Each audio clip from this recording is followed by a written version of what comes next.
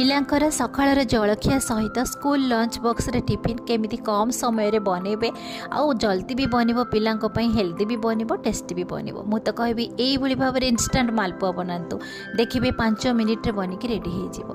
तो इंस्टेंट मालपुआ बनिया पई मु एठी दुईटी बड़ पाचिला कदली नेची। कदली को मु एम्ति छोट छोट पीसेस रे काटी आनिछि। आपण चाहिले कदली को चकटी मध्य पारिबे। तो कदली को एबे साइड रे रखिबा। एठी गोटे प्लेट रे मु 4टी ब्रेड नेछि। जेहेतु इंस्टेंट बनबार अच्छी से मुझे 4टी ब्रेड नहीं आप ब्राउन ब्रेड किंबा व्हाइट ब्रेड नहीं पारे।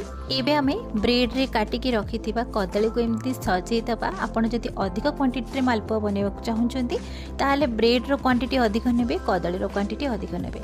एठी मु टेस्ट अनुसार अल्प किसी चीनी ऐड करूची। बेसी चीनी ऐड करूनी अल्प खाली चीनी टिके ऐड करूची। आपण चीनी बदल रे गुड़ मध्य एठी ऐड करि परिबे। एबे आमे टेस्ट पई अल्प किसी गुजराती गुंड एठी ऐड करूचंती। बस एतिकी जिनस रे हमरे बनिबो। एबे आमे आउ गोटे ब्रेड को ता ऊपर कवर करि नबा। एपटे आमे पैन गरम करिक रखिचंती। तो सेही पैन रे आमे ए ब्रेड को रखिबा। आपण ध्यान रखिकी एमती उल्टे भी धीरे धीरे कहीं जेहेतु स्टफिंग आमे कदली रो पीसेस दिया है तो से जमती न बाहर सेमती आप ध्यान रखिकी ब्रेड को उल्टेबे। एठी प्रथम आपण बटर मध्य देकी ब्रेड को सेकी परिबे। एमती दुई पट हल्का हल्का ब्रेड सेकी सारा पर ये आम ऐड करवा अल्प किसी क्षीर ठंडा किंबा गरम क्षीर नहीं पारे। अल्प क्षीर ऐड करवा मात्र गोटे कप पाखापाखि क्षीर। ये मालपुआ बनवाटा बहुत सहज देखिए बहुत ही जल्दी बनब आ खावा को बहुत ही टेस्टी बनब। तो ये क्षीर ऐड कर सारा ब्रेड को एमती धीरे धीरे धीरे धीरे एमती पैन रे एमती धीरे धीरे बुलेबे जेमिति कि क्षीर सहित ब्रेड पूरा मिसीज। आ ये क्षीर सहित मिसी सारा ब्रेड पूरा तुलतुलिया नरम भी बनीजिव। ताकू धीरे धीरे स्पैचुला बुलेबे। ये मु गोटे चामच पाखापाखि बटर ऐड करिछि। मु एठी लास्ट रे बटर ऐड करिछि। आपण चाहिए फास्ट बटर देके ब्रेड को सेकी परिबे। बटर दे सारा एमती धीरे धीरे स्पैचुला एमती ब्रेड को बुलेबे। स्पैचुला ब्रेड को जमा उल्टेबेनी कहीं ब्रेड टी बहुत नरम अच्छी। तो जदि स्पैचुला ब्रेड को उल्टेबे ताहले एमती आमर मालपुआटी भांगी जीव।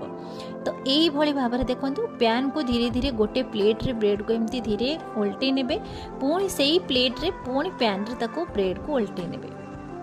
यही भाव में आप 2 ରୁ 3 थर एमती ब्रेड को दुई पट सेकी सारा जमी आमर टिके गोल्डन कलर हो आसो जमी उपरटा आमर टिके छेनापोड़ भली देखा।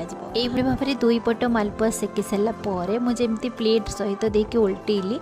आपड़ से भाव में आप गोटे प्लेट को काढ़ी आने। ये देखते आमर 2टी मालपुआ बनी जाइए आ बहुत सुंदर भी देखा जाउछि। ऊपर गोल्डन कलर पूरा क्रिस्पी टाइप बनी भीतर पूरा तुलतुलिया नरम। आपड़ कॉफी सहित एंजॉय करें निजे खाई पारे। पिला जदि टिफिन देवे यही भाव में इंस्टेंट मालपुआ मात्र 5 मिनिट रे बनिक रेडी हो। पिलांकर स्कूल लंच बॉक्स रे किंबा सकाळर जलखिया ये बनईकी देवे। पिला माने खुशी रे खाइबे। इवनिंग स्नैक्स रे पिला गोटे ग्लास क्षीर सहित एमती मालपुआ बनईकी दे पारिबे। बड़ माने चा कॉफी सहित एंजॉय करें। आज इंस्टेंट मालपुआ रेसिपी जदि पसंद आसी बिंदुरोसई चैनल को सब्सक्राइब करने। पुणी देखा नुआ वीडियो रे। नमस्कार।